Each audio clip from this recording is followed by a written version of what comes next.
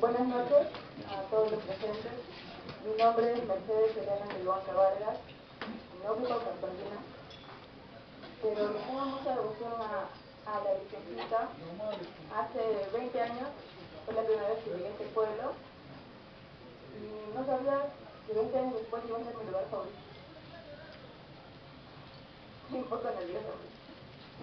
Han sido 7 años que vengo y recién animé a recibir homenaje bailando la Virgencita.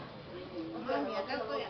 Yo sé la devoción que le ponen todos en la danza, en el traje, en cada cosa que hacen los instantes para demostrar el amor a la Virgencita. Entonces, es lo que quiero hacer ahora. La Virgencita